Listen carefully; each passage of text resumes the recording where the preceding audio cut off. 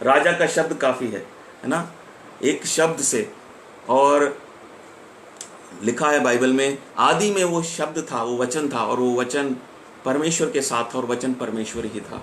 और वो भेद की बात क्या है, ये वो वचन देहधारी हुआ, उसने शरीर का रूप लिया, और वो वचन प्रभु यीशु मसीह बन गया, है ना। आइए आज हम उस जीवित वचन में पढ़ेंगे और कुछ बातों को सीखेंगे। हम एक बाइबल कोरस गाएंगे, मैं और मेरी पत्नी यहाँ पर हैं, हम बाइबल को उठाएंगे। अगर आपके पास बाइबल है, आप भी बाइबल को उठाइए, और ये गीत हम गाते हैं।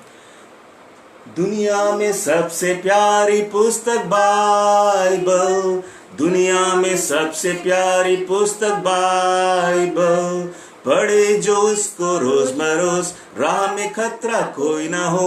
ओ दुनिया में सबसे प्यारी पुस्तक Bible, the best book to read is the Bible, the best book to read is the Bible. If you read it every day, it will help you all the way. Oh, the best book to read is the Bible. परमेश्वर का धन्यवाद हो। आइए अभी हम थोड़ी देर परमेश्वर के वचन पर मनन करेंगे। और जैसा कि हमने इस पुस्तक में गाया, यह गीत क्यों हमने गाया, और यह गीत क्यों इस तरह से लिखा गया इसके शब्दों में कि दुनिया में सबसे प्यारी पुस्तक बाइबल, क्योंकि बाइबल सर्वप्रथम मनुष्य की कल्पना से नहीं रची गई। बाइबल में मनुष्य के विचार नहीं हैं, बाइबल में कोई भी मिलावट की बात नहीं है, बाइबल में परमेश्वर की आत्मा की आवाज़ है। यद्यपि इस दुनिया में बहुत सी अच्छी किताबें हैं, बहुत सी किताबों में बहुत लाभदायक बातें लिखी हैं, लेकिन पूर्ण सत्य, ध्यान से सुनिए, पूर्ण सत्य और एक जिसको हम बोलते हैं, अगर हम अपनी साधारण भाषा में मैं आपको समझाऊं तो जो गारंटी होती है कि ये जो बात है वो परमेश्वर की ओर से है, इसमें जो एक एक बात लिखी है वो कभी टल नहीं सकती। पर प्रभु यीशु मसीह ने कहा स्वर्ग और पृथ्वी टल जाएगा, लेकिन मेरे मुंह से निकला हुआ एक वचन भी नहीं टलेगा। जो मैंने कहा है वो सच है। इसीलिए ये वचन जो पढ़ता है, जो विश्वास लाता है और इसके अनुसार चलता है, वो परमेश्वर से आशीष पाता है। वो कभी भी नहीं डिग सकता, वो कभी भी नहीं टल सकता। कोई चीज उसको जो है हरा नहीं सकती। जी, ये परमेश्वर के वचन की सामर्थ्य है। इसलिए हमने गाया कि परमेश्वर का जो वचन है ना, पढ़े जो इसको रोज में रोज, है ना, राह में खतरा कोई ना हो, है ना। तो आइए, बहुत सी बातें हैं, लेकिन अभी हम इन दिनों में हम मनन कर रहे हैं। हमने पिछले रविवार को पढ़ा था कि जीवित विश्वास हमें कैसे मिलता है। जीवित विश्वास हमें तब मिलता है जब हम अपने दिल के दरवाज़ों को हम प्रभु यीशु मसीह के लिए खोल देते हैं, है ना। हमें किन लोगों को मिलता है? हाँ, मैंने पहले बताया था, जो लोग उद्धार पाना चाहते हैं।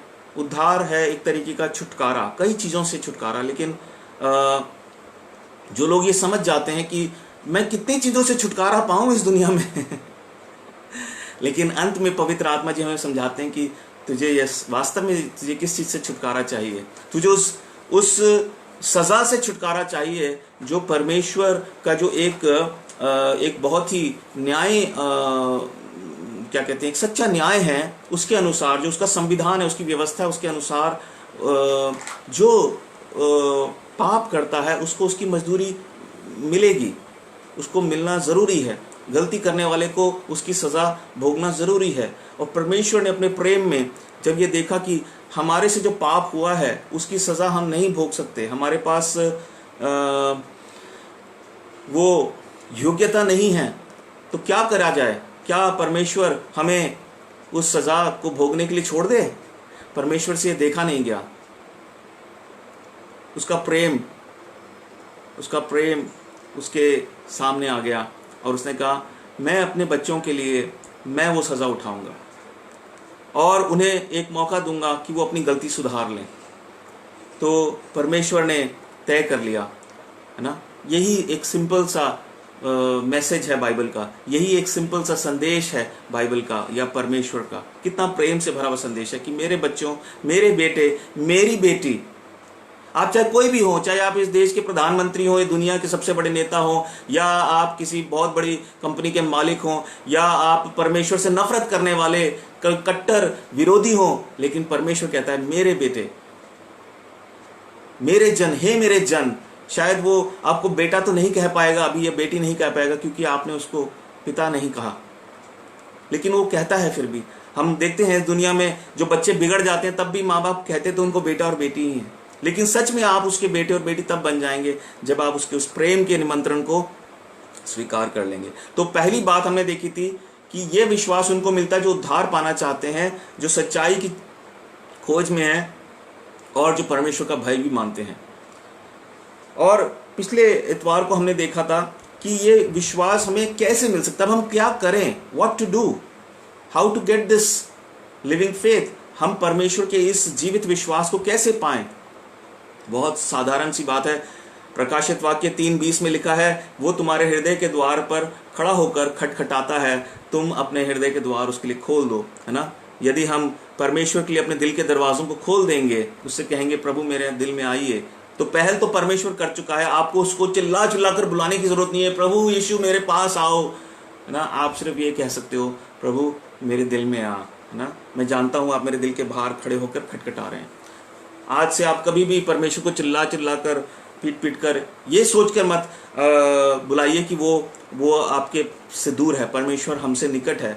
हाँ, हम दुहाई इसलिए दे सकते हैं कि प्रभु मैंने आज तक आपको अपने घर के अंदर आने के लिए नहीं कहा, आज मैं आपसे कह रहा हूं प्रभु बस आप प्लीज आ जाइए, प्लीज आ जाइए, मुझे क्षमा कीजिए आप। और जब हम शर्मिंदा होते हैं, जब हम, है ना, दुखी होते हैं, तब हमारे ऊपर से वो बोझ उठ जाता है ना, है ना।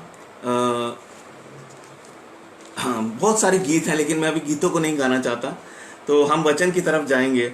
और हमने देखा था पिछले सप्ताह, पवित्र आत्मा जी ने हमें एक चीज़ दिखाई कि ये जीवित विश्वास, जब हम एक फैसला लेते हैं और प्रभु यीशु को अपने दिल में बुलाते हैं, तो परमेश्वर एक प्रतिक्रिया होती है। उस समय एक प्रोसेस शुरू होता है, एक कार्य शुरू होता है, और वो कार्य हमने समझने के लिए हमने एक घटना को पढ़ा था, जो था निकोदेमुस नाम का एक आदमी जो प्रभु यीशु के पास जाता है और उससे पूछता है, उससे वो बातचीत करनी शुरू करता है, और वो कहता है कि हम जानते हैं कि आप परमेश्वर की ओर से आए हो, है ना, वगैरह वगैरह। वो प्रभु यीशु मसीह से कुछ बात करता है। एक बार फिर से हम थोड़ा सा मैं आपको पढ़ के बताना चाहता हूँ। यूहन्ना के 3 अध्याय में, यहाँ पर पहली आयत में मैं पढ़ रहा हूँ। फरीसियों में निकोडेमस, इंग्लिश में निकोडेमस बोलते हैं, निकोडेमस, और फरीस हिंदी में निकोदेमुस नाम का एक मनुष्य था जो यहूदियों का सरदार था। उसने रात को यीशु के पास आकर उससे कहा, हे रब्बी, हम जानते हैं कि तू परमेश्वर की ओर से गुरु होकर आया है, क्योंकि कोई इन चिन्हों को जो तू दिखाता है यदि परमेश्वर उसके साथ ना हो तो नहीं दिखा सकता। यीशु ने उसको उत्तर दिया, मैं तुझसे सच कहता हूँ, यदि कोई नए सिरे से ना जन्मे तो परमेश्वर का राज्य नहीं देख नहीं सकता। वो उससे पता नहीं क्या बात करने आया था, क्योंकि यहाँ पे अभी उसने सिर्फ अपनी एक मन की बात बताई कि हम जानते हैं कि आप सच में परमेश्वर की ओर से आए हैं, शायद वो कुछ और। लेकिन प्रभु यीशु मसीह ने उससे क्या जवाब दिया कि मैं तुझसे ये कहता हूँ, सच सच कहता हूँ कि यदि कोई नए सिरे से ना जन्मे, जब तक किसी व्यक्ति का नया जन्म ना हो, तो वो स्वर्गीय राज्य को देख ही नहीं सकता। कितनी सुंदर बात प्रभु यीशु मसीह ने उससे कही, और फिर उसे समझाया कि ये नया जन्म वो नहीं है जो तू सोच रहा है। परमेश्वर कोई भी बेतुकी बात नहीं करता है। परमेश्वर कोई भी, है ना, गड़बड़ी का परमेश्वर नहीं है। वो बेतुकी बात नहीं करता है। इसलिए उसने हमें शेर के रूप में दर्शन नहीं दिया, भालू के रूप में दर्शन नहीं दिया, बंदर के रूप में दर्शन नहीं दिया, क्योंकि ये बेतुकी बात होगी ना। हम अपने पिता को, हम अपने सृष्टिकर्ता को अपने ही रूप में देखना चाहेंगे,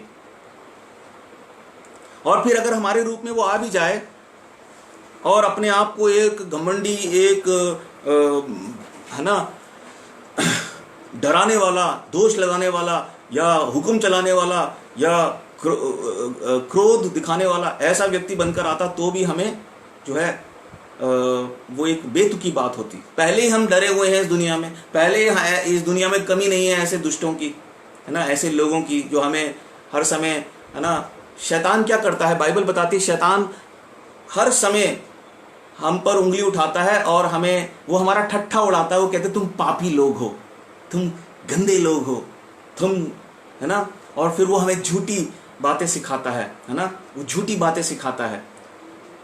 वो हमें, शैतान मान लीजिए एक ऐसा गधा है जिसके ऊपर कई लोग बैठे हुए हैं, एक समय हम भी बैठे हुए थे, जो तेजी से नरक की ओर दौड़ रहा है। एक दिन वो आपको जो है वो खुद भी खाई में गिरेगा और आपको भी खाई में लेके जाएगा।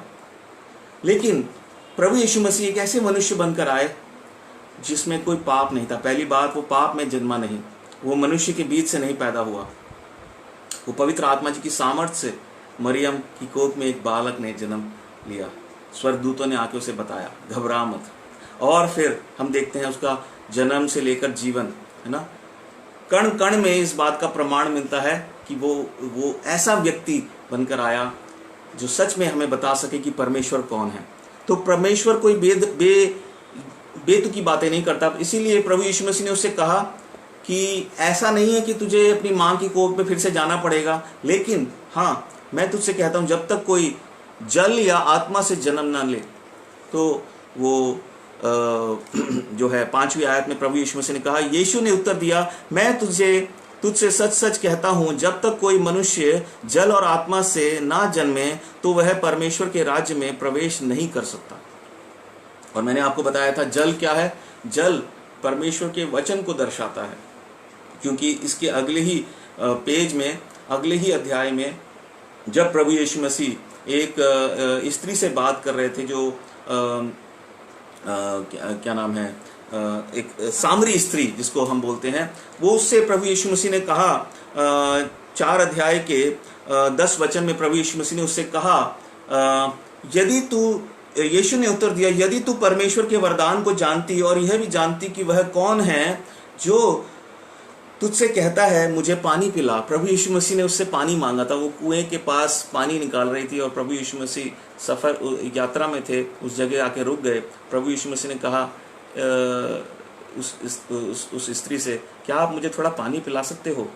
और वो प्रभु यीशु मसीह से संवाद करने लगी, क्योंकि वो जिस समुदाय से थी, उस समुदाय के लोग, जिस समुदाय से प्रभु यीशु मसीह थे, वो लोग आपस में कोई जो है वो ताल्लुक नहीं रखते थे, कोई बातचीत नहीं होती थी, उनका उठना बैठना नहीं होता। तो उसने बोला, मैं कैसे आपको पिला सकती हूँ?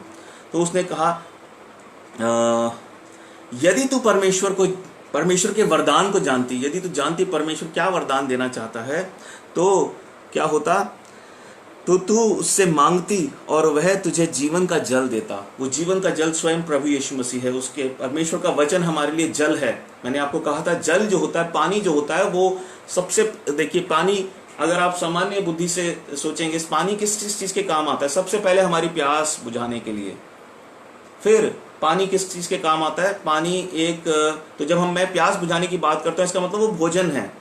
और दूसरी बात, वो हमारे लिए हम देखते हैं वो शुद्ध करने में सबसे ज़्यादा जो उसका इस्तेमाल होता है, धोने में किसी चीज़ को।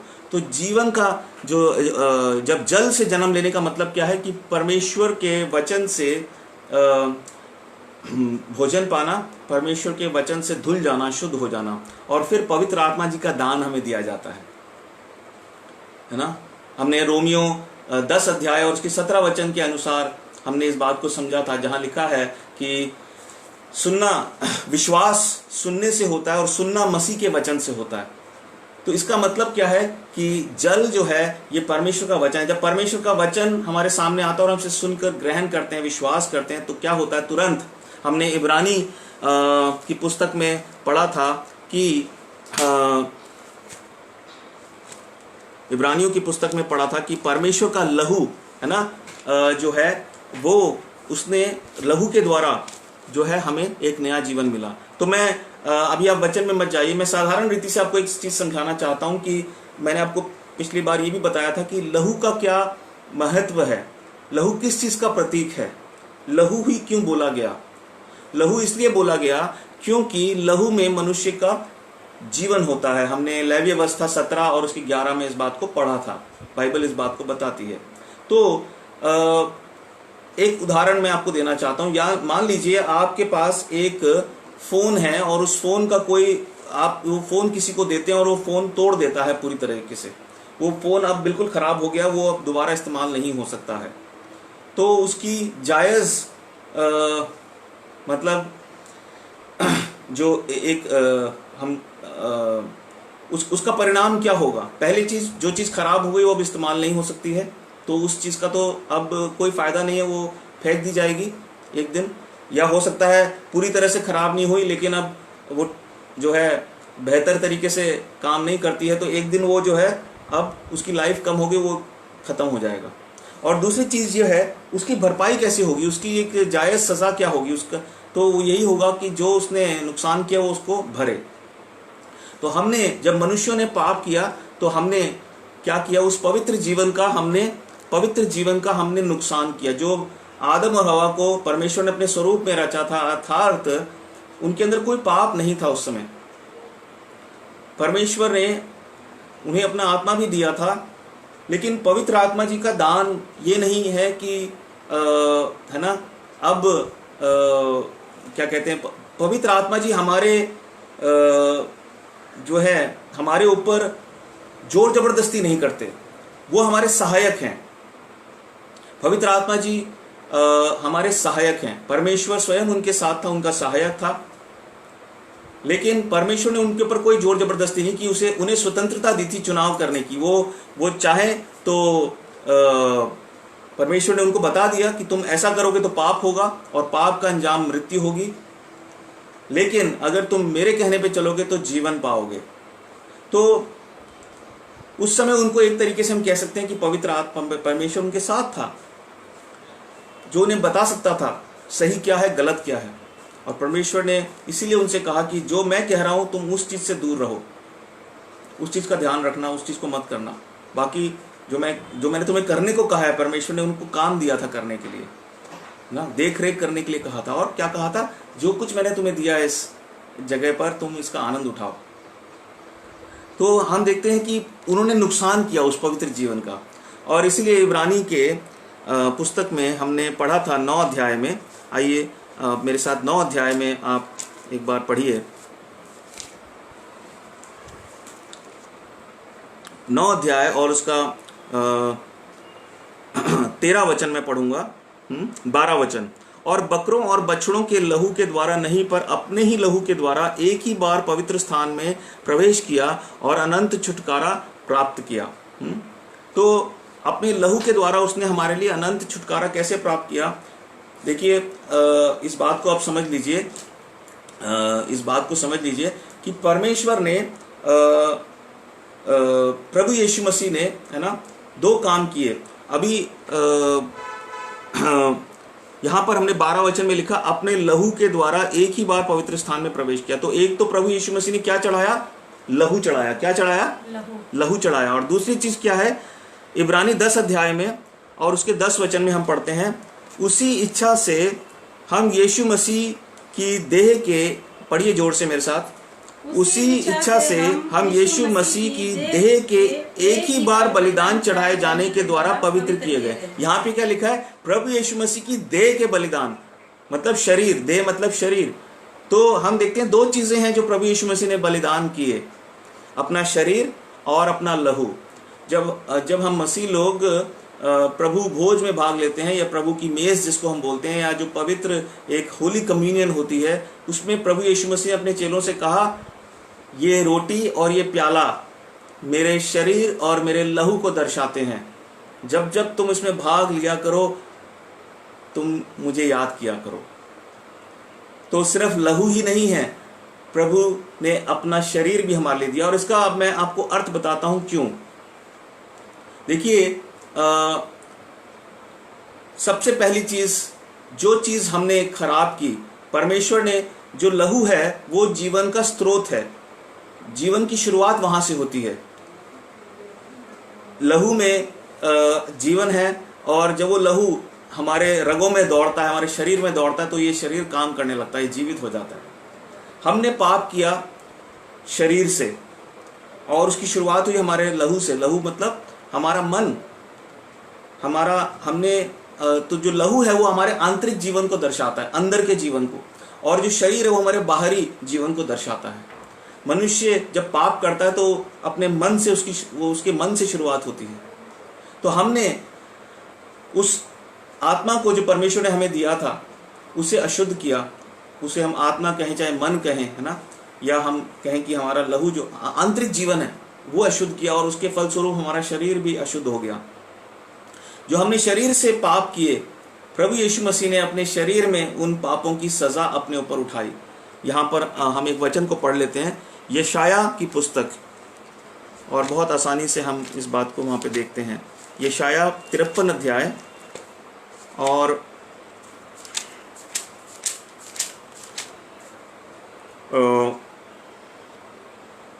हम पढ़ेंगे 4 आयत से। यशाया की पुस्तक उसका 53 अध्याय 53 और उसके 4 वचन से, निश्चय उसने हमारे रोगों को सह लिया और हमारे ही दुखों को उठा लिया, तो भी हमने उसे परमेश्वर का मारा और कूटा और दुर्दशा में पड़ा हुआ समझा। परंतु वे हमारे ही, हम सब मिलके पढ़ेंगे 5वां वचन, परंतु वह हमारे ही अपराधों के कारण घायल किया गया, वह हमारे अधर्म के कामों के कारण कुचला गया, हमारी ही शांति के लिए उस पर ताड़ना पड़ी कि उसके कोड़े खाने से हम लोग चंगे हो जाएं। हम सब के पापों को प्रभु यीशु मसीह ने अपने ऊपर ले लिया, अर्थात जो शरीर से पाप हमने किए थे, प्रभु यीशु मसीह ने अपने शरीर के बलिदान के द्वारा उन पापों की सजा को पूरा किया। तो परमेश्वर का जो, प्रभु यीशु मसीह का जो बलिदान था, शरीर का बलिदान, वो हमारे पापों की सजा थी जो उसने भुगती।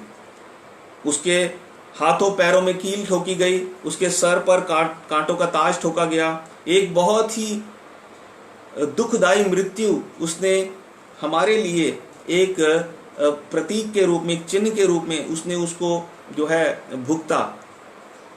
और फिर क्या किया, अब जैसे मैंने कहा कि अगर कोई किसी का नुकसान कर दे तो न्याय क्या होगा कि 2 चीजें हैं। पहली चीज तो उसको सजा मिलनी चाहिए, दूसरी चीज जो चीज का उसने नुकसान किया उसकी भरपाई होनी चाहिए। तो हमारी सजा प्रभु यीशु मसीह ने काटी, प्रभु यीशु मसीह ने अपने ऊपर उठाई। और उसके बाद क्या किया, अब जो नुकसान हो गया था, परमेश्वर को तो जो है वो जीवन का जो नुकसान हुआ है उसकी भरपाई चाहिए। और प्रभु यीशु मसीह, यहाँ पे लिखा है इब्रानी के 9 अध्याय में, आप वापस आइए फिर से और 12 वचन पढ़ें।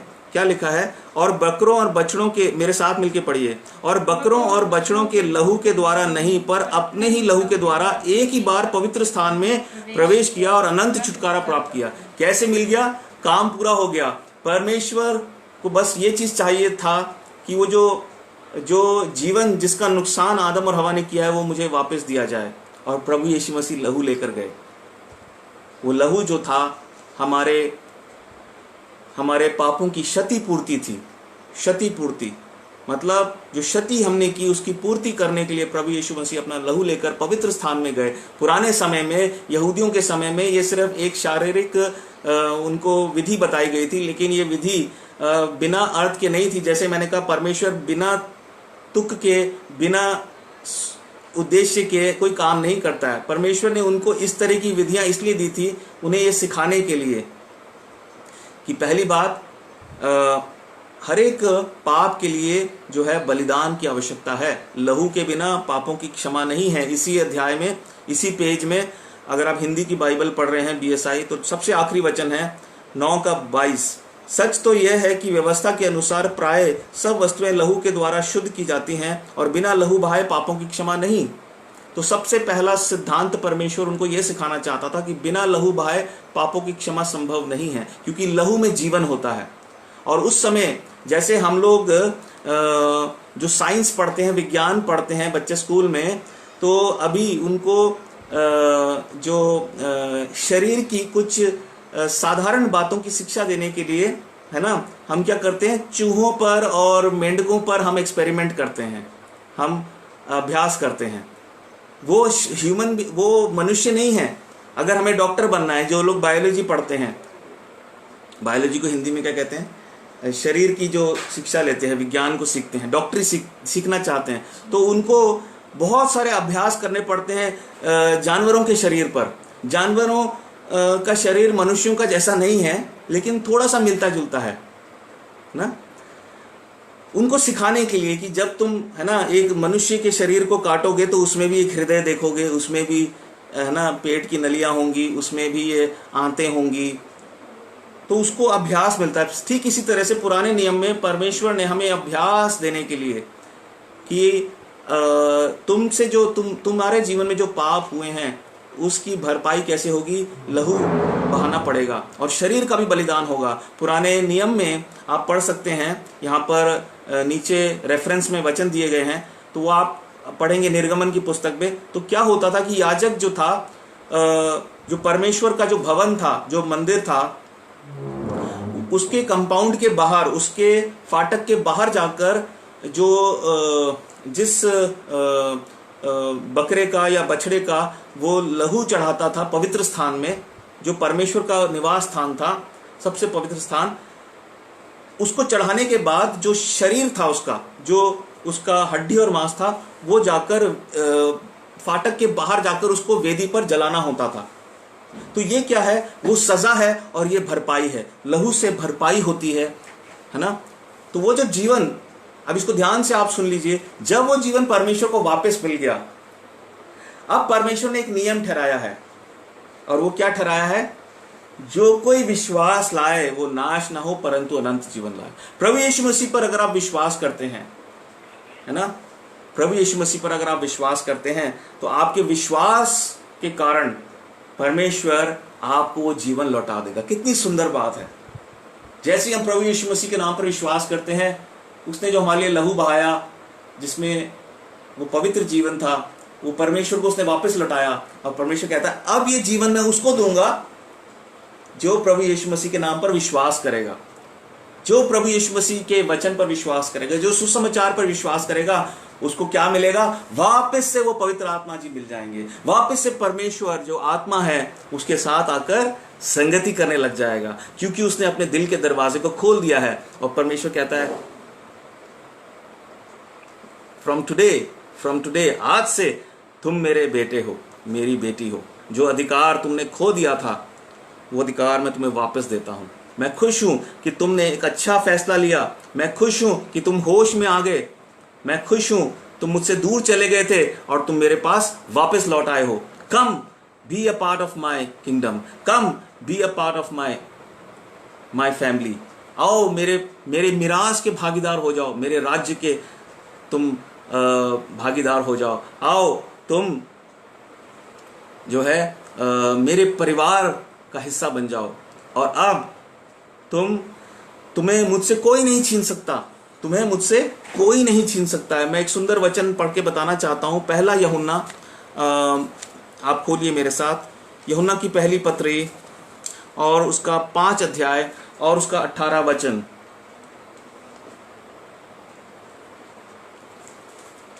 और आप पढ़ दीजिए जोर से। यहां लिखा है, हम जानते हैं कि जो कोई परमेश्वर से उत्पन्न हुआ है, अर्थात जिसने विश्वास किया है, जिसने परमेश्वर के लिए अपने दिल के दरवाजों को खोल दिया है, वह पाप नहीं करता। अर्थात वो पाप से भागता है, और अगर पाप उसके जीवन में है तो उसके लिए क्षमा मांगता है। वो परमेश्वर की अगुवाई में चलता है। पर जो परमेश्वर से उत्पन्न हुआ उसे वह बचाए रखता है, और वह दुष्ट उसे छूने नहीं पाता है। और एक और जगह यूहन्ना के पुस्तक में प्रभु यीशु मसीह ने कहा कि पिता ने जो कुछ मुझे दिया है ना, वो मुझसे कोई नहीं छीन सकता है। तो कितनी अद्भुत बात है। प्रभु यीशु मसीह ने हम लोगों को जो मृत्यु के योग्य थे, हमारा जो सही दंड था वो क्या था, मृत्यु। हमें मृत्यु मिलनी थी, लेकिन परमेश्वर ने हमें क्या दे दिया, जीवन दिया। और सिर्फ जीवन ही नहीं, बहुतायत का जीवन दिया। हमारे है ना एक गीत हम गाते हैं ना,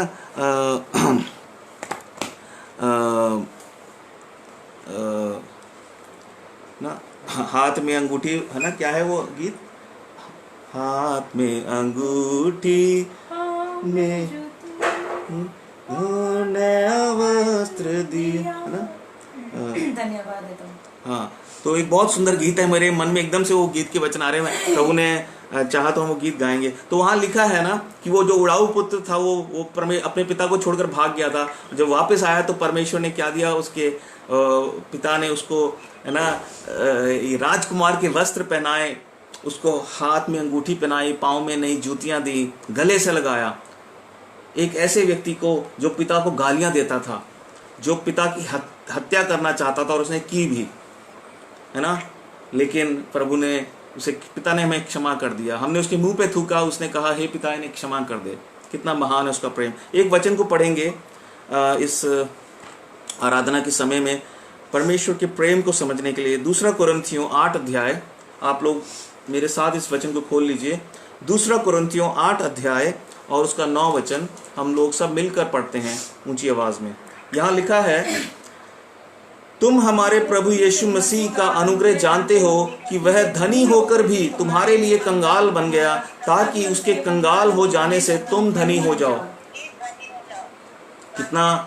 कितना सुंदर है ये वचन, जो हमें याद दिलाता है कि हम लोग जो कंगाल थे, हमारे लिए एक ऐसा व्यक्ति, मैं अपने आप लोगों को कई बार मैं बाइबल स्टडी के समय बताता हूं कि आप कल्पना कीजिए, आपको यदि कहा जाए कि एक चींटी को जो जमीन पर रेंगती है ना, सबसे छोटा कीटाणु होता है चींटी के लिए आपको जो है उसकी जान बचानी है, और उसके लिए आपको सबसे पहले तो चींटी बनना पड़ेगा, और फिर चींटी बनकर जो दुख चींटी उठाती है वो कुचली भी जाती है ना, उसे लोग फूंक मार के उड़ा देते हैं, और वैसा ही तुम्हें भुगतना होगा, और उसके बाद दुख उठाना होगा, है ना, एक भयानक मौत मरनी पड़ेगी। तो आप कहेंगे मेरा दिमाग खराब है, मैं चींटी बनूं, मुझे क्या जरूरत है चींटी बनने की, मुझे क्या आवश्यकता है चींटी बनने की।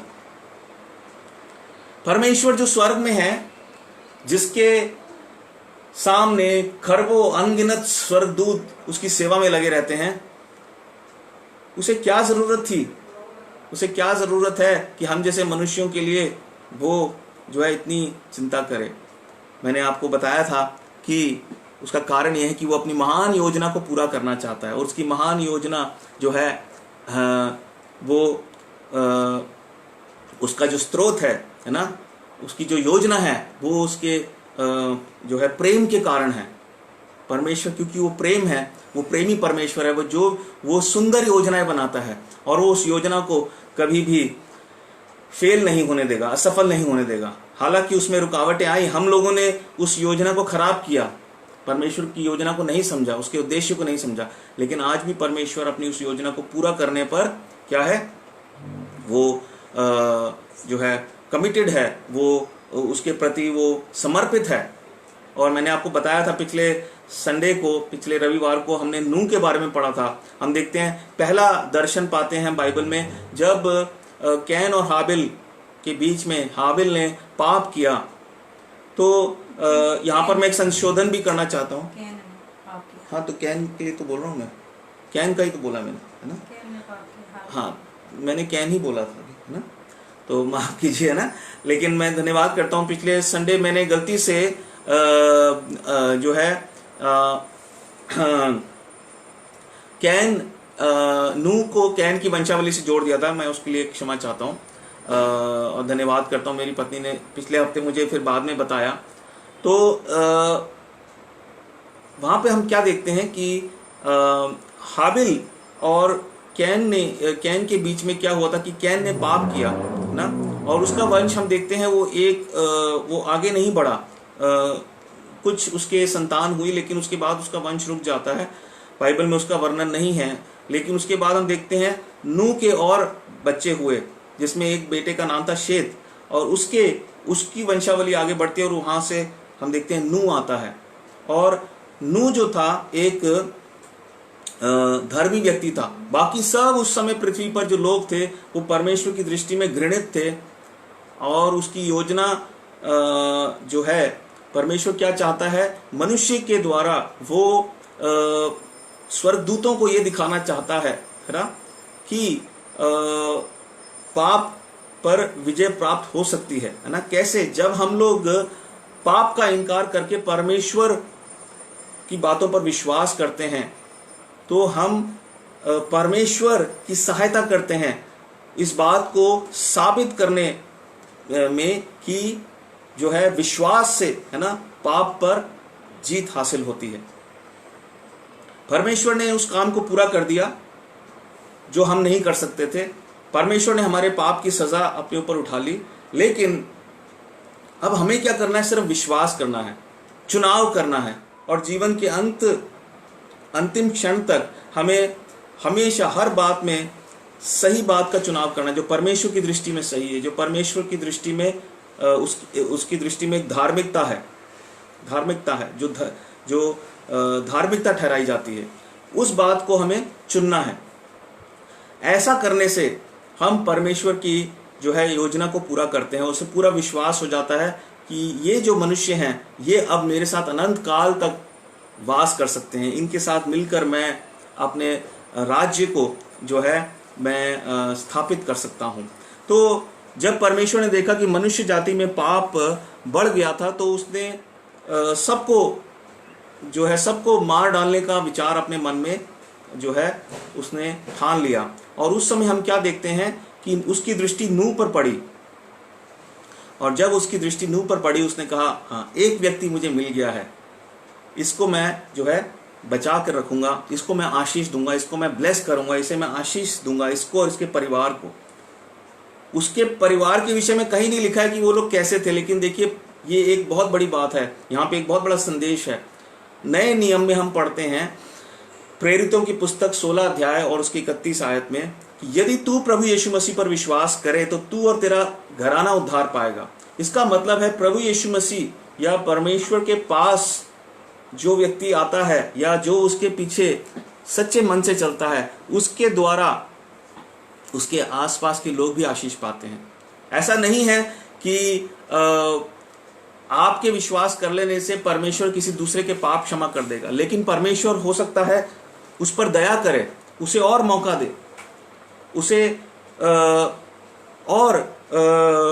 परमेश्वर उसे दर्शन दे। परमेश्वर जबरदस्ती किसी पे नहीं करेगा। इसीलिए हमें आभारी होना चाहिए कि परमेश्वर, है ना, हम एक चींटी के समान, है ना, और परमेश्वर इतना महान परमेश्वर वो हमारे लिए इसलिए आया क्योंकि उसे अपनी योजना पूरी करनी थी। अगर मुझे पता है कि नहीं ना इन चींटियों को मुझे बचाना है क्योंकि एक बहुत बड़ा मकसद है जो मुझे पूरा करना है, और मैं उन चींटियों से प्यार करता हूँ, मैंने उनको बनाया है, तो मैं उनके लिए चींटी बनने को भी तैयार हो जाऊंगा। हम मनुष्य नहीं कर सकते लेकिन परमेश्वर कर सकता है। ऐसा प्रेम परमेश्वर ने हमसे किया है। आइए अभी हम कुछ बातों को और हम देखते हैं कि अब इस विश्वास के रास्ते में हमारे सामने क्या रुकावट आ सकती है ना। इस विश्वास के रास्ते में हमारे सामने क्या रुकावट आ सकती है, तो इस चुनाव को करने में हमारे सामने क्या रुकावट आ सकती है, उसके लिए आज हम देखेंगे मत्ती 13 अध्याय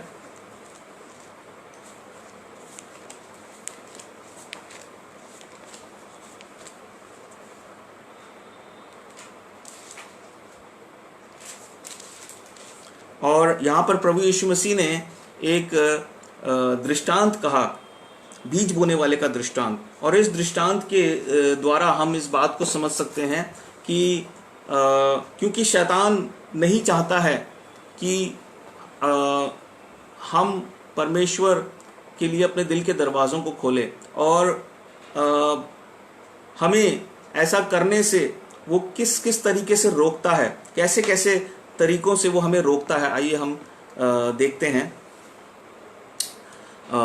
इस भाग से। सो यहाँ मत्ती 13 अध्याय में मैं 13 अध्याय की पहली आयत से पढ़ूंगा 9 आयत तक। यह हम बारी बारी से पढ़ेंगे। 13 अध्याय के पहले वचन से लेकर 9 वचन तक आप मेरे साथ ऊंची आवाज में पढ़ें। उसी दिन यीशु घर से निकलकर झील के किनारे जा बैठा, और उसके पास ऐसी बड़ी भीड़ इकट्ठी हुई कि वह नाव पर चढ़ गया और सारी भीड़ किनारे पर खड़ी रही। और उसने उनसे दृष्टांतों में बहुत सी बातें कहीं। एक बोने वाला बीज बोने निकला। बोते समय कुछ बीज मार्ग के किनारे गिरे और पक्षियों ने आकर उन्हें चुग लिया। कुछ बीज पथरीली भूमि पर गिरे, जहां उन्हें बहुत मिट्टी ना मिली, और गहरी मिट्टी ना मिलने के कारण वे जल्द उग गए। पर सूरज निकलने पर वे जल गए और जड़ ना पकड़ने से सूख गए। कुछ बीज झाड़ियों में गिरे और झाड़ियों ने बढ़कर उन्हें दबा डाला। पर कुछ बीज अच्छी भूमि पर गिरे और फल लाए, कोई 100 गुना, कोई 60 गुना और कोई 30 गुना। जिसके कान हो वो सुन ले। प्रभु यीशु मसीह ने एक छोटी सी कहानी बताई और इसके द्वारा वो कुछ सिखाना चाहते थे। यहाँ पर हम देखते हैं प्रभु यीशु मसीह ने कहा लोगों भीड़ की तरफ देखकर कि एक बीज बोने वाला बीज बोने निकला, और क्या किया, जब वो बीज बो रहा था तो उसके बीज जो है अलग अलग प्रकार की भूमि पर जाकर गिरे। कुछ तो ऐसी जगह पे गिरे जो एक रास्ते की भूमि थी, जो एक आम रास्ता था, और उसके किनारे पर वो बीज जाकर जो है गिर गए। और कुछ और प्रभु यीशु मसीह ये भी बताते हैं कि उन बीजों के साथ क्या हुआ है ना। तो जो बीज रास्ते की भूमि पर, रास्ते पे, आम रास्ते पर गिरे थे, उन्हें आकर पक्षियों ने आकर चुग लिया। फिर दूसरे बीज, कुछ और बीज एक पथरीली भूमि पर गिरे और वहां ज्यादा मिट्टी ना होने के कारण वो बीज जो है वहां पर फलवंत तो हुए, लेकिन जो पौधे वहां पर निकले उनकी जड़ जो है मजबूत नहीं थी, क्योंकि मिट्टी जो थी वो ज्यादा गहरी नहीं थी, वो पथरीली भूमि थी। और फिर तीसरी भूमि थी एक जो लिखा है कटीली झाड़ी, है ना। वहां जो झाड़ियों में गिरे उन्होंने भी जड़ पकड़ी, वो लोग वो जो है बीज पौधों में तब्दील हो गए, लेकिन क्या हुआ, जो झाड़ियां थी उन्होंने उन पौधों को बढ़ने नहीं दिया। फिर क्या हुआ, एक चौथी प्रकार की भूमि थी, वो थी अच्छी भूमि। वहां पर ना तो कोई पत्थर थे, ना कोई झाड़ी थी, ना ही वो रास्ते की भूमि थी, वो उपजाऊ भूमि थी। वहां पर जब बीज गिरता है तो वो फलवंत होता है और वो फल लाता है ना। कोई 100 गुना, कोई 60 गुना, कोई 30 गुना। प्रभु यीशु मसीह ने कहा जिसके कान हो सुन ले। आम तौर पर जब कोई ऐसी बात हमें बताएगा, आज तो हमारे पास बाइबल है तो हम इसका अर्थ जानते हैं, लेकिन चेलों को भी इस कहानी का मतलब समझ में नहीं आया और वो आपस में बातचीत करने लगे। तब प्रभु यीशु मसीह ने उस दृष्टांत का अर्थ उन्हें समझाया, लेकिन ताड़ना भी दी कि तुम क्यों नहीं अपनी बुद्धि का इस्तेमाल करते हो जो मैंने तुम्हें दी है। यहाँ पर अगर आप इसका अर्थ समझना चाहते हैं, हम देखेंगे लूका के 8 अध्याय को। ये जो दृष्टांत है मत्ती 13 अध्याय में है, और फिर मरकुस 4 अध्याय में है, और फिर लूका जो है 8 अध्याय में भी है। तो हम लूका के 8 अध्याय और उसकी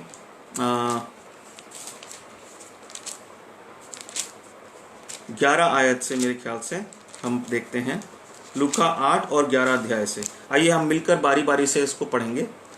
दृष्टांत का अर्थ यह है, बीज परमेश्वर का वचन है। जो बीज है वो परमेश्वर का वचन है।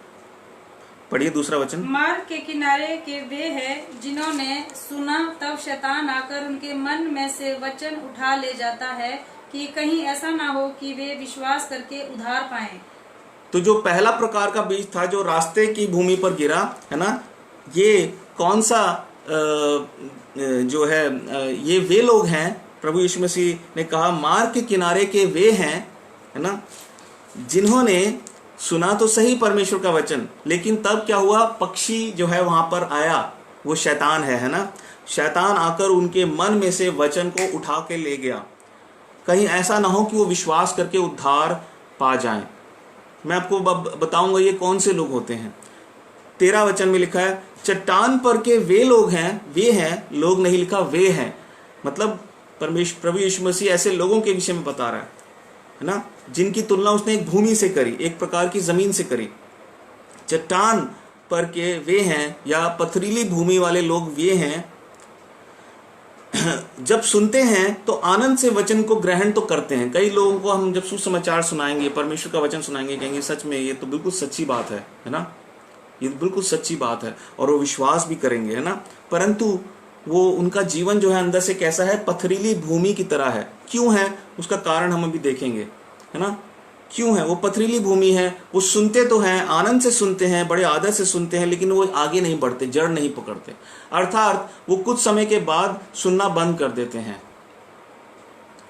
वो उन विश्वासियों की तरह है जो जिन्होंने अपने दिल के दरवाजों को खोला तो सही प्रभु के लिए, लेकिन फिर क्या हुआ, कुछ समय के बाद जब आप दरवाजों को खोलेंगे तो परमेश्वर अंदर आएगा। जैसे अभी हमने देखा, पवित्र आत्मा जी जब आपको दिए जाते हैं उसके बाद आपको क्या करना है, पवित्र आत्मा जी की अगुवाई में चलना है।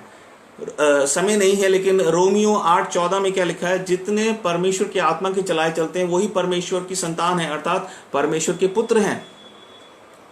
आपके पास परमेश्वर का आत्मा है लेकिन आप उल्टी सीधी हरकतें कर रहे हैं, अपनी मन मर्जी से चल रहे हैं, तो आप परमेश्वर के आत्मा का अपमान कर रहे हैं। परमेश्वर का आत्मा कोई चीज नहीं है, परमेश्वर का आत्मा परमेश्वर का व्यक्तित्व है। वो जीवित परमेश्वर है जो दिखाई नहीं देता लेकिन आपके साथ है। इतना बड़ा अनादर, राजाओं का राजा, प्रभुओं का प्रभु आपके साथ आके बैठता है और आप क्या करते हैं, वो सारे काम करते हैं जिससे आप उसको दुखी, उसका अपमान करते हैं, उसका अपमान करते हैं। और हम फिर गीत गाते हैं, कई लोग गाते हैं ना, पवित्र आत्मा आ, पवित्र आत्मा आ। फिर हम क्या करते हैं, जब पवित्र आत्मा जी आते हैं हम क्या करते हैं? बाइबल बोलती है पवित्र आत्मा को शोकित मत करो। प्रभु यीशु मसीह ने कहा हर एक पाप क्षमा किया जाएगा, लेकिन जो पवित्र आत्मा के विरोध में पाप करता है वो क्षमा नहीं किया जाएगा। हमें डरना चाहिए। पवित्र आत्मा जी का दान अगर हमने पाया है और उसके बाद हम पवित्र आत्मा जी का अपमान करते हैं, अनुग्रह के आत्मा का अपमान करते हैं, तो बहुत ही दुख की बात है। इब्रानियों की पुस्तक में जो आज हम पढ़ रहे थे, वहां एक जगह लिखा है कि यदि कोई, इब्रानी 10 अध्याय में, जल्दी से हम खोलें वचन को और देखें कि परमेश्वर का आत्मा हमसे क्या बातचीत कर रहा है। इब्रानी 10 अध्याय में लिखा है और उसकी 29 आयत में, तो सोच लो कि वह कितने और भी भारी दंड के योग्य ठहरेगा, जिसने परमेश्वर के पुत्र को पांव से रौंदा और वाचा के लहू को, जिसके द्वारा वह पवित्र ठहराया गया था, अपवित्र जाना है और अनुग्रह के आत्मा का अपमान किया है। ये उन लोगों के विषय में प्रभु ने कहा जो प्रभु यीशु मसीह को जानने के बाद भी, है ना, जो है वो भटक जाते हैं, आज्ञा नहीं मानना चाहते, जानबूझकर पाप करते हैं। और मैं जब इस वचन को पढ़ रहा था, ये 10 अध्याय में है, आप देखेंगे यहाँ पर लिखा है 10 के 25 में कि जैसे जैसे तुम उस दिन को नजदीक आते देखो, वैसे वैसे तुम एक दूसरे के साथ संगति में बना करो। और मैं देखने लगा था कि उसके बाद परमेश्वर एकदम से कहता है कि यदि सब कुछ जानने के बाद भी हम पाप करते हैं, तो वो कौन से पाप के बारे में बोल रहा है? मुझे एकदम से प्रभु ने दिखाया कि यदि हम संगति में नहीं जुड़ते हैं, वो भी किस तरह की संगति में। परमेश्वर ने हमें ऐसे लोगों के साथ संगति रखने के लिए नहीं कहा है जो परमेश्वर को नहीं जानते या जो गलत चाल चल रहे हैं। परमेश्वर ने हमसे कहा है उन लोगों के साथ संगति में रहो जो शुद्ध मन से मेरा नाम लेते हैं, जो मेरी सही शिक्षाओं पर चल रहे हैं। और है ना, हमें संसार के साथ जो है, संसार की बुरी चीजों में शामिल होने के लिए नहीं कहा है। आप देख लीजिए एक वचन को, पहला यूहन्ना, जल्दी से हम पढ़ेंगे यूहन्ना की पहली पत्री। और यहाँ पर यूहन्ना भाई एक बात बोलते हैं हमसे, उसके दूसरे अध्याय में, यूहन्ना का दूसरा अध्याय और उसका 15 वचन, 15 से लेकर 17 तक मैं पढ़ूंगा। तुम ना तो संसार से और ना संसार में की वस्तुओं से प्रेम रखो। ध्यान से सुनिए, तुम ना तो संसार से, जिस संसार में हम रहते हैं, भले ही वो परमेश्वर ने बनाया है, लेकिन ये संसार ठीक उसी तरह से जैसे ये शरीर परमेश्वर ने बनाया था, और अब ये शरीर पवित्र जो है परफेक्ट नहीं है, इसमें एक त्रुटि आ चुकी है। इसीलिए परमेश्वर ने ये उचित समझा कि इस शरीर का अंत होना जरूरी है। लेकिन मैं अब जो मुझ पर विश्वास करते मेरे पास आएंगे, उन्हें एक नया शरीर दूंगा। वो शरीर स्वर्गीय शरीर होगा, उसमें कीड़ा नहीं लगेगा,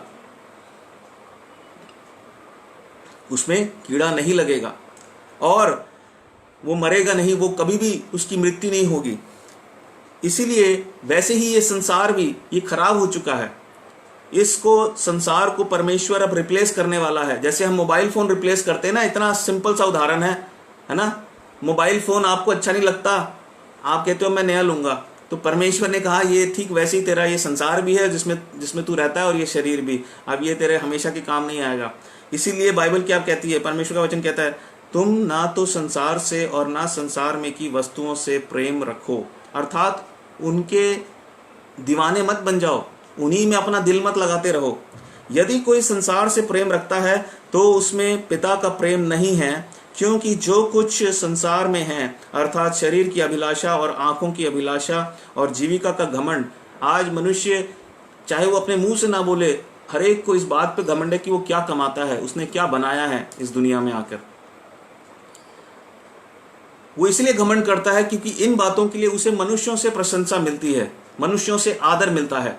लेकिन परमेश्वर उसके कमाए हुए धन को मैले चिथड़ों के समान देखता है। परमेश्वर के सामने आपका रुपया पैसा किसी वैल्यू का नहीं है, किसी मोल का नहीं है, कूड़े के समान है। परमेश्वर क्या चाहता है, आप उस धन को पाओ।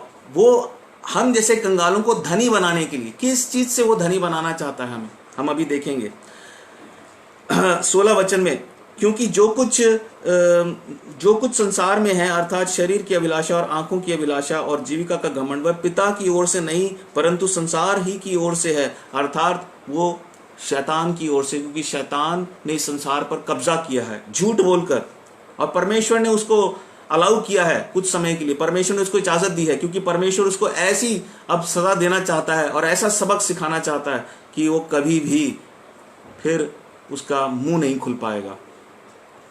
और ये समय है जब शैतान अपनी हार को अब देख रहा है हर रोज कि मेरी हार, अपने अंत को देख रहा है। हार तो उसकी हो चुकी है क्रूस पर, जब प्रभु यीशु मसीह ने हमारे लिए जान दी, प्रभु यीशु मसीह ने, परमेश्वर ने उसको ऐसा जवाब दिया कि उसे ये मालूम पड़ गया है ना कि वो परमेश्वर का सामना नहीं कर सकता है। तो 17 वचन में कहता है संसार और उसकी अभिलाषाएं दोनों मिटते जाते हैं, पर जो परमेश्वर की इच्छा पर चलता है वह सर्वदा बना रहेगा। कितना सुंदर वचन है। अगर हम परमेश्वर की इच्छा पे चलते हैं हम बने रहेंगे। संसार की सारी चीजें, अभिलाषा ही खत्म हो जाएगी। हम कितना खाना खा सकते हैं आप ये बताओ, कितनी शॉपिंग कर सकते हो आप और मैं मिलके। लेकिन लोग हैं ऐसे दुनिया में, है ना, पागल हैं, मतलब काला धन कमा कर, है ना। ऐसे भी लोग हैं, मैं जानता हूं जिनसे काला धन संभाला नहीं जा रहा। अब कहाँ छुपाएं भैया, है ना, कौन से पलंग के नीचे छुपाएं, है ना। प्रॉपर्टियां खरीद रहे हैं, पागल हो गए हैं, मतलब दिमाग ही नहीं है। पैसा कमा रहे हैं लेकिन खर्च कैसे करें ये नहीं पता। कुछ लोग पैसा कमाने में इतने बिजी हो जाते हैं उनके पास अपने लिए टाइम नहीं है, अपने बीवी बच्चों के लिए टाइम नहीं है ना।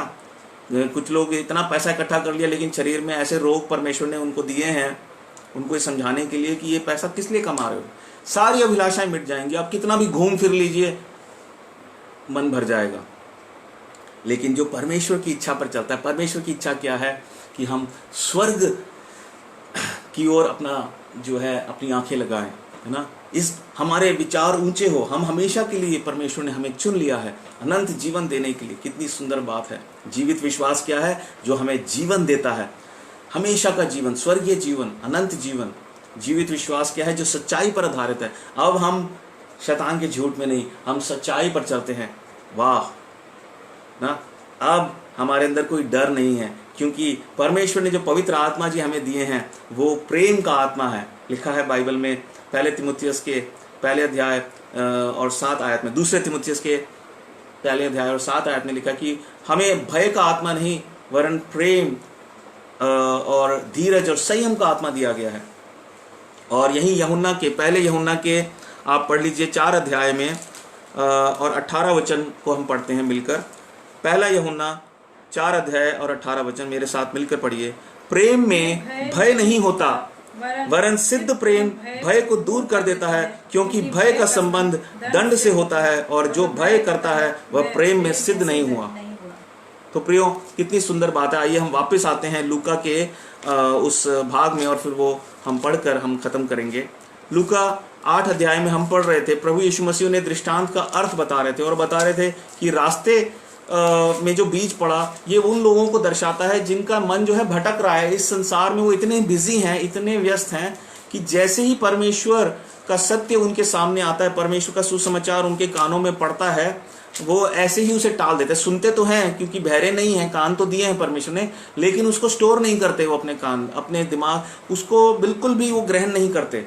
शैतान फट से उनका ध्यान कहीं और ले जाता है, क्योंकि वो इतने ज्यादा घमंड से भरे हुए हैं, उनको इतना ज्यादा अपने ज्ञान पर विश्वास है, उनको इतना ज्यादा इस संसार की जो झूठा इतिहास है, मनगढ़ंत कहानियां हैं, उस पर विश्वास है, और वो सोच रहे हैं वो अपनी शक्ति से इस दुनिया में आए हैं, अपनी शक्ति से चले जाएंगे। पता नहीं उनको जो है, उनको यही नहीं पता वो जा कहाँ रहे हैं। एक ऐसे गधे पर बैठे हैं जो हर रोज उनको उस खाई के नजदीक लेके जा रहा है।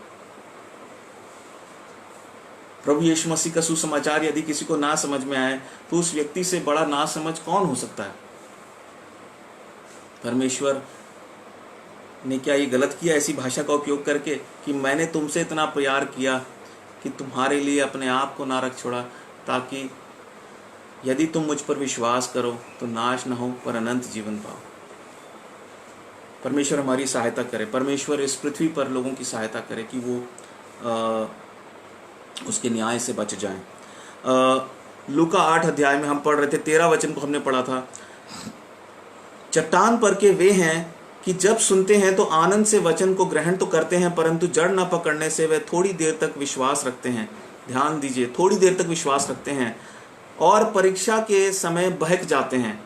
ये परीक्षा अभी समय नहीं है, लेकिन अगर आप दूसरे सुसमाचार मरकुस में पढ़ेंगे और मत्ती में मिला के पढ़ेंगे तो ये जो परीक्षा है ये दो चीज़ों को दर्शाती है।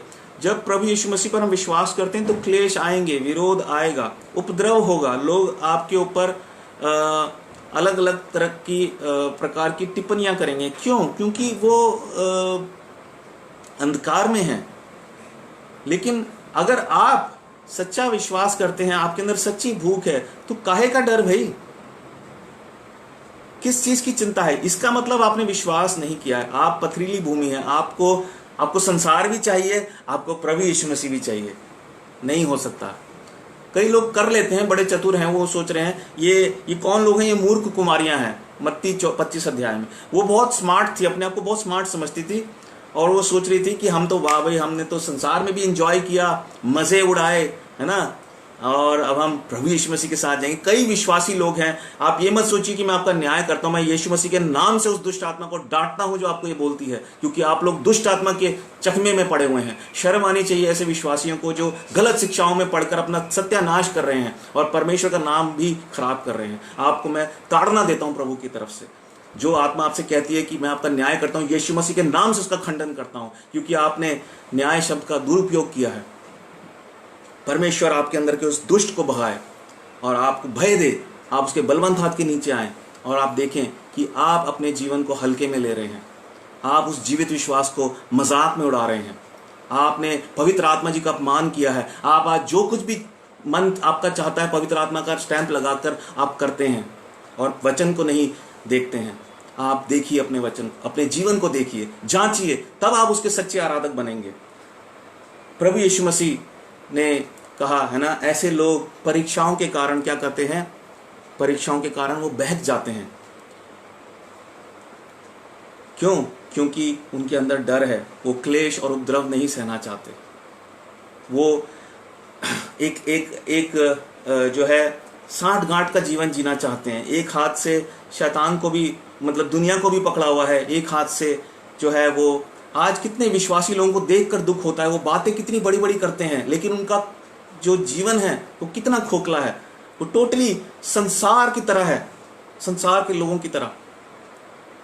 इसलिए उनके लिए भी एक ताड़ना है। आप देख लो आपका जीवन, ये मत बोलो कि मैं अच्छी भूमि हूं, हमें कोई अधिकार नहीं है अपने आप को सर्टिफिकेट देने का। क्या प्रभु यीशु मसीह आपसे कह रहा है कि आप अच्छी भूमि हो? किस प्रकार का फल लेकर आ रहे हो आप देखो, और अपने गलत तरीकों को छोड़ दो, अपनी मनमानी करना छोड़ दो। चाहे आप कोई बहुत बड़े प्रभु के दास भी हों, आपके लिए भी परमेश्वर का आत्मा कह रहा है, आपने किस प्रकार से परमेश्वर के दिए हुए उस ऊंचे पद को, परमेश्वर की दी हुई उस नियुक्ति को, जो परमेश्वर ने आपको नियुक्त किया, कैसा आपने इस्तेमाल किया? क्या आप परमेश्वर के भेड़ों का देखभाल कर रहे हैं? क्या आप परमेश्वर की भेड़ों की चिंता करते हैं? क्या आप, कई ऐसे प्रचारक हैं, पास्टर्स हैं जो बड़ी बड़ी बातें तो करते हैं, लेकिन जब बलिदान करने की बात आती है, जब चेलों के पांव धोने की बात आती है, सुधि लेने की बात आती है, तो वो गायब हो जाते हैं। आज परमेश्वर अपनी कलीसियाओं में लीडर्स से, जो अगुवे हैं, उनसे बात कर रहा है। जो धन परमेश्वर ने आपको सौंपा, उसका आप कैसे उपयोग कर रहे हैं? आज कई संस्थाओं से, मसीह संस्थाओं से परमेश्वर पूछ रहा है, आपके तौर तरीके आपने कैसे अपना रखे थे ना। इसीलिए पौलुस एक जगह कहता है, तुम बाहर वालों का न्याय मत करो, पहले अपने भीतर झांक के देखो। इसीलिए आज हमें झांकने की जरूरत है कि क्या हम, है ना, हमारा जीवन पथरीली भूमि है। तीसरा प्रकार था 14 वचन, जो झाड़ियों में गिरा, ये वे हैं जो सुनते हैं, ये सुनते तो हैं, पर आगे चलकर चिंता और धन और जीवन के सुख विलास में फंस जाते हैं और उनका फल नहीं पकता। मतलब ये भी इनके करीबी रिश्तेदार हैं, है ना, पथरीली भूमि वालों के करीबी रिश्तेदार हैं, ये झाड़ी वाले लोग हैं। मैं किसी की मैं निंदा नहीं कर रहा, प्रभु ना करे मेरा जीवन ऐसा हो। मेरी एक ही ख्वाहिश है प्रभु कि अगर मैं पथरीली भूमि हूँ, या मेरी पत्नी पथरीली भूमि है, या हम झाड़ी के समान है, या मेरे भाई बहन झाड़ी के समान है, पथरीली भूमि है, या कोई रास्ते की भूमि है, हमारी एक ही प्रार्थना होनी चाहिए कि हम सब अच्छी भूमि बने। आजकल शैतान ने मसीह लोगों के बीच में एक बहुत बड़ा एक झूठ फैला रखा है। यदि कोई आपको चिताता है, आपकी कोई गलती दिखा रहा है, तो आपका न्याय कर रहा है। मैं कहता हूं शर्म आनी चाहिए, ऐसे लोगों को शर्म आनी चाहिए। आप तो जीवित है ही नहीं, आपका उद्धार भी नहीं हुआ है। आपको समझना चाहिए उद्धार का मतलब क्या होता है। यदि आपको कोई आपकी गलती बताता है, तो आपके अंदर एक बड़ा दिल होना चाहिए सुनने के लिए, समझने के लिए। और दाऊद के उदाहरण से सीख लीजिए। जब दाऊद ने पाप किया, तो नातान नबी ने आके उसको बताया, और उसने उसका विरोध नहीं किया, क्योंकि उसे पता था। लेकिन आज प्रभु के लोग कई जगह विरोध करते हैं। ये नहीं कि आप किसी को भी अपने ऊपर दोष लगाने दें, क्योंकि उसकी चिंता हमें नहीं करनी। पौलुस कहता है, मुझे इससे कोई फर्क नहीं पड़ता कि मनुष्य मुझ पर दोष लगाएं, मुझे इससे भी कोई फर्क नहीं पड़ता कि मेरा मन मुझे निर्दोष ठहराए, है ना। मैं चिंता करता हूं कि परमेश्वर मेरे विषय में क्या कहता है। इसीलिए हम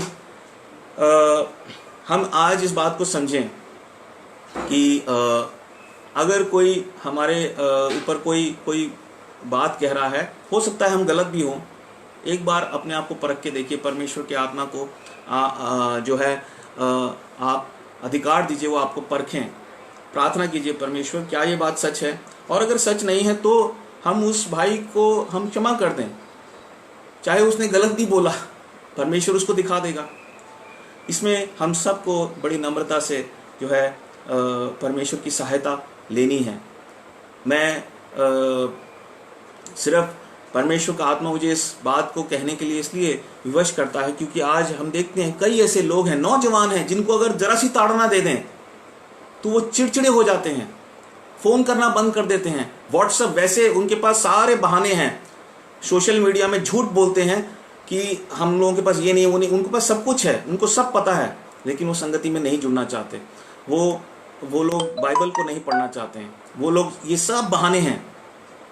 तो हम ऐसी बातों को छोड़ दें, अन्यथा हम परमेश्वर से वो प्रतिफल नहीं पाएंगे। आखिरी वचन है यहाँ पर, जो लोग झाड़ियों का जिनका जिससे जीवन है, वो लोग क्या है, संसार की चिंता, धन और सुख विलास, ये तीन बातें हैं। उनको पैसे की चिंता है, उनको सुख विलास वो नहीं छोड़ना चाहते हैं, है ना, और संसार की बातों की चिंता। संसार में क्या क्या बातें थी हमने अभी देखा है ना। संसार में आंखों की अभिलाषाएं हैं, जीविका का घमंड है, रिश्ते नाते हैं, उनको अपनी इमेज की चिंता है। वो नहीं चाहते कि उनके ऊपर लोग उंगलियां उठाएं। प्रभु यीशु मसीह ने हमारे लिए वो कंगाल बन गया, और हम लोग क्या कर रहे हैं, ऐसी ओछी बात कर रहे हैं। कोई मुझे ये बोलेगा आपने अपना धर्म छोड़ दिया। आपका धर्म क्या है भाई? आपका धर्म क्या है? कोई मनुष्य तय करेगा आपका धर्म क्या हो सकता है? आप खुद तय कीजिए कि आपका धर्म क्या होना चाहिए, है ना। लोग बड़ी बड़ी बातें करते हैं, पहले अपना धर्म की परिभाषा बना लीजिए। पहले ये परिभाषा बनाइए आपका परमेश्वर कौन होगा, ना, उसके क्या गुण होंगे। ऐसे लोग जो सच्चाई को जानना चाहते हैं, जो उद्धार पाना चाहते हैं, जो परमेश्वर का भय मानते हैं, वो लोग हैं 15 वचन में। पर अच्छी भूमि में के वे हैं जो वचन सुनकर भले और उत्तम मन में संभाले रहते हैं। कैसे मन में? उनका मन भला है, उत्तम है ना, अच्छा है, और वो परमेश्वर का भय मानते हैं। वो ऐसे वचन को संभालते हैं, ग्रहण करते हैं और धीरज से फल लाते हैं। परमेश्वर ने प्रभु यीशु मसीह ने बड़ी सुंदरता से दिखाया हमारे रास्ते में क्या रुकावट आ सकती है।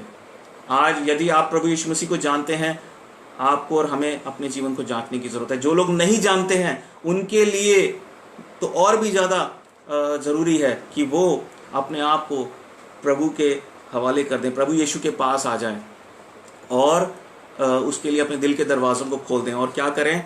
वो अच्छी भूमि बन जाएं, विश्वास लाएं और परमेश्वर आपकी और मेरी सहायता करेगा। अंत में एक आखिरी वचन हम पढ़ते हैं, फिलिपियों का 1 अध्याय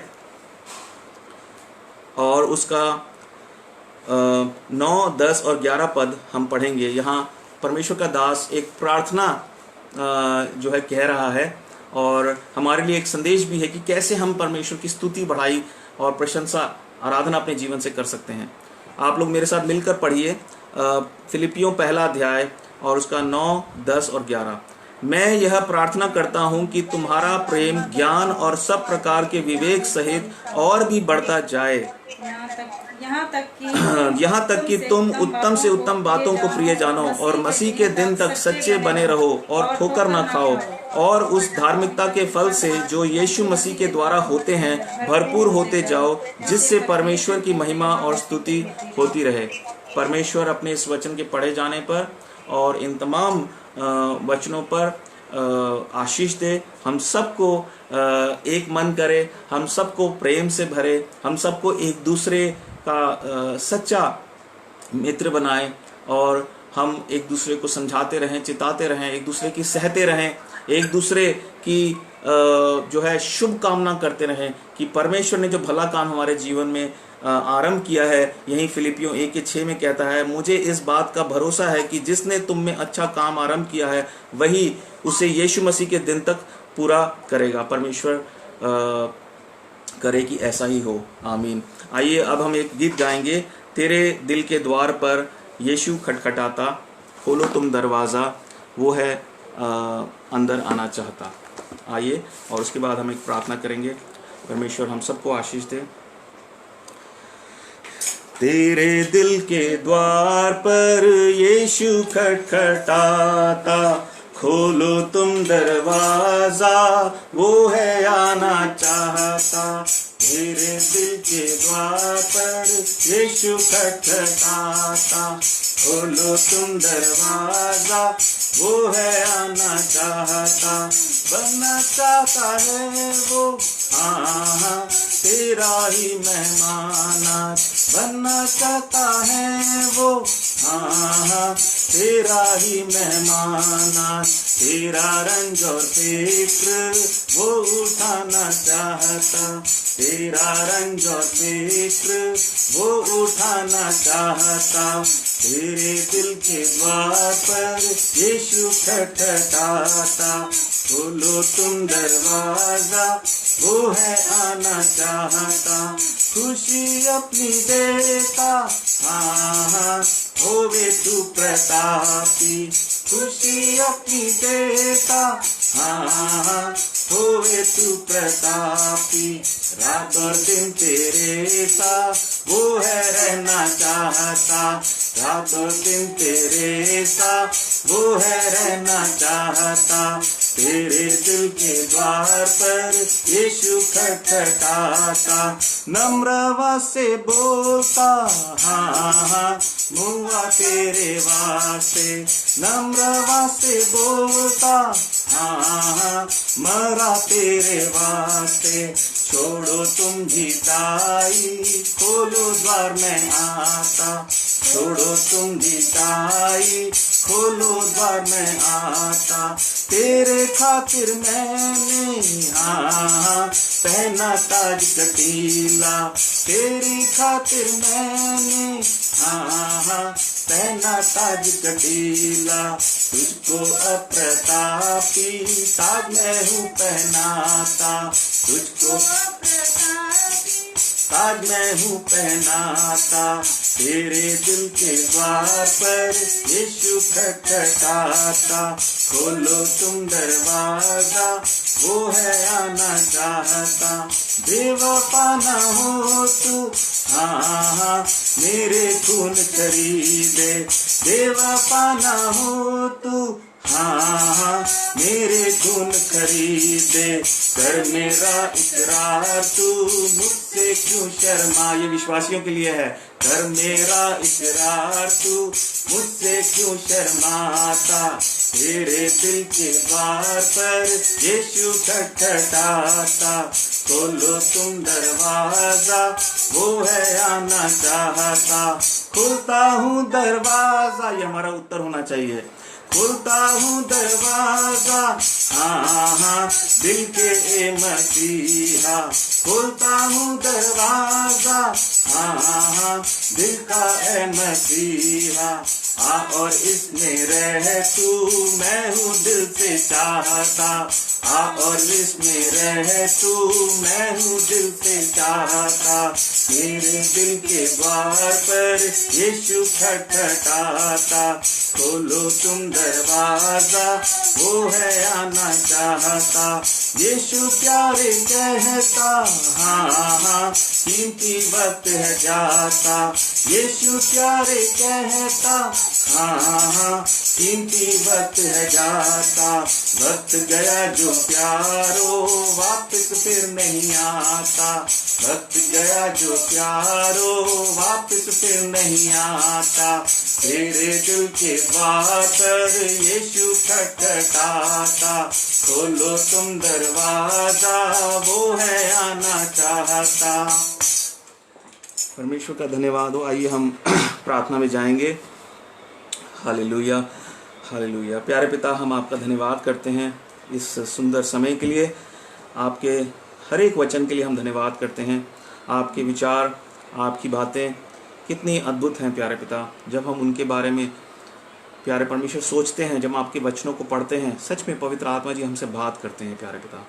हम आज के वचन के लिए धन्यवाद करते हैं, आज की संगति के लिए धन्यवाद करते हैं। जितने भाई बहन, हमारे प्रेमी, हमारे प्रियजन, हमारे अजीज़, हमारे विश्वासी भाई बहन, हम धन्यवाद करते हैं हर एक व्यक्ति के लिए जो आज हमारे साथ जुड़े हैं और जो बाद में भी हमारे इस संगति को प्यारे परमेश्वर देखेंगे, सुनेंगे वचनों को, गीतों को। आप उन्हें बहुत आयत की आशीष दें, क्योंकि आप आशीष देने वाले परमेश्वर हैं। और प्यारे पिता, आपके पास उत्तम आशीषें हैं प्यारे पिता। प्यारे पिता, आप हम सबको उत्तम आशीष देना चाहते हैं, अनंत काल की आशीष देना चाहते हैं, जीवित आशा देना चाहते हैं। प्यारे पिता, आप हमें आनंद देना चाहते हैं।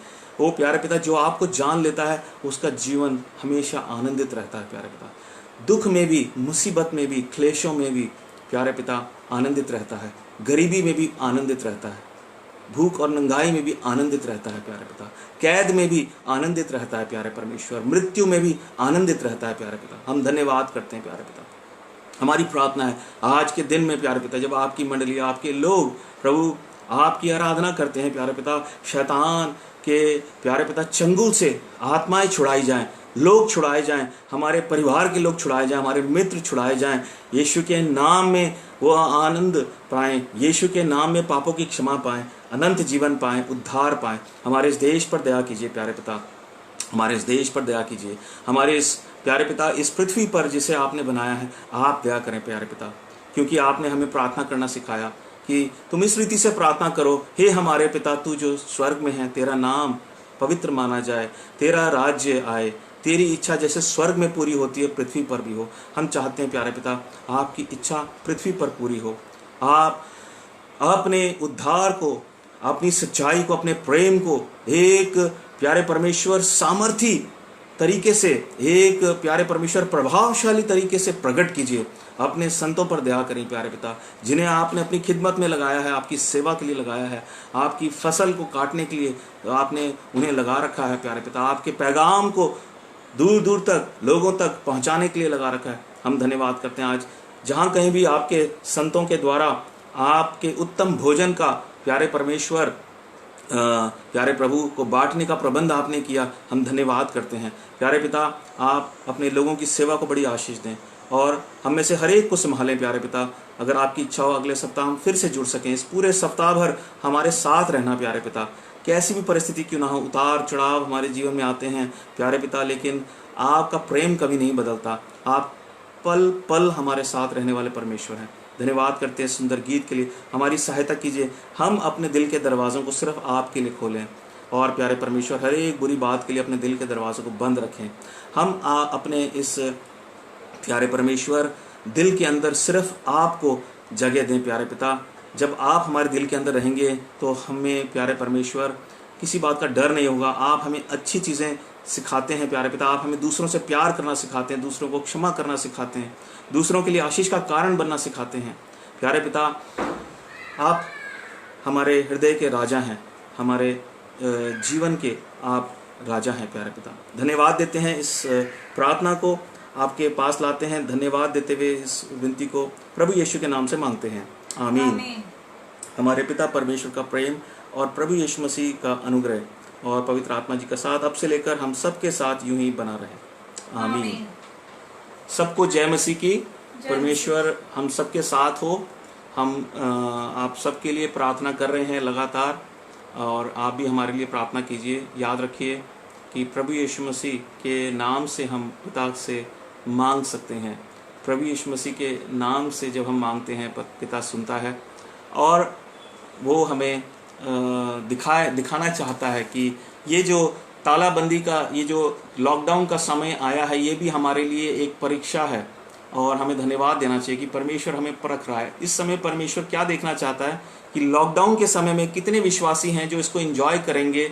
जैसे जो कुछ बच्चे होते हैं ना, जिनको स्कूल की छुट्टी हो जाती है तो उनको बस और मौका मिल जाता है ना, अब खेलेंगे और है ना, पढ़ाई की तरफ ध्यान नहीं देंगे। तो ऐसा ना हो, बल्कि हम इसको एक मौका समझें कि परमेश्वर हमें भक्ति के एक नए स्तर पर ले जाना चाहता है और अपना ध्यान सब चीज़ों से हटा लें। ये संसार टल जाएगा। अब आपने और मैंने देख लिया, हमें कुछ नहीं पता कि क्या होने वाला है ना। टीवी चैनल्स, न्यूज़ चैनल्स की तरफ ज़्यादा ध्यान ना दें, हम अपने परमेश्वर के वचन की तरफ आएँ। आइए हम संगति में बने रहें, एक दूसरे के लिए प्रार्थना करते रहें। सबको जय मसीह की। जय मसीह।